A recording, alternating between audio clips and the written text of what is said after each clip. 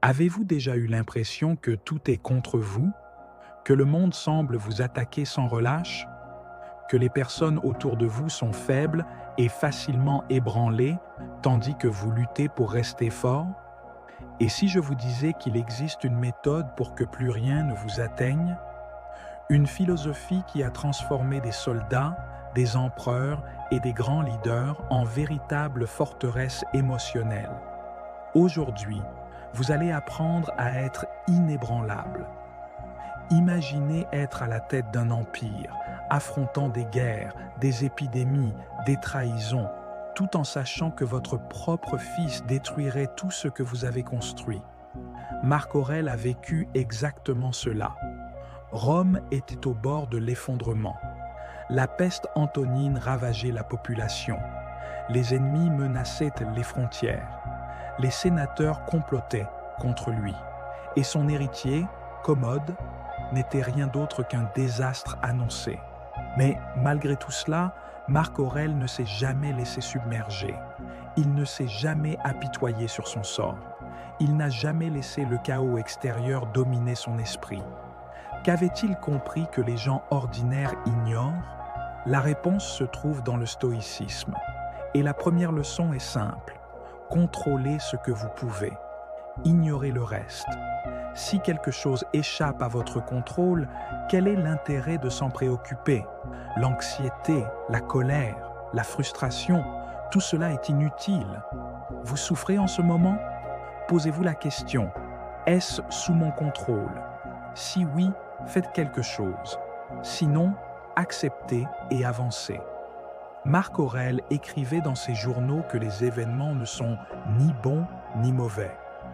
Ce qui rend quelque chose négatif, c'est votre jugement à son égard. Ce ne sont pas les circonstances qui vous détruisent, c'est votre esprit faible qui vous fait tomber. Deuxième leçon, acceptez la souffrance. L'inconfort est un cadeau. La vie n'est pas faite pour être facile. Si vous attendez que tout s'améliore, vous avez déjà perdu. Le véritable pouvoir vient de l'affrontement des difficultés sans faiblir. Quand un malheur survient, vous avez deux choix, pleurer ou grandir. Choisissez de grandir. Quand Marc Aurèle souffrait, il voyait cela comme un test de sa résistance. Chaque épreuve était une opportunité de devenir plus fort. Il ne demandait pas que les choses deviennent plus simples. Il demandait que son esprit devienne plus puissant. Enfin, comprenez que vos émotions ne sont que du bruit. Ressentir de la colère, de la tristesse ou de la frustration, c'est une faiblesse. Les stoïciens s'entraînaient chaque jour pour ne pas être esclaves de leurs émotions. Ce qui compte, ce n'est pas ce que vous ressentez. Ce qui compte, c'est ce que vous faites.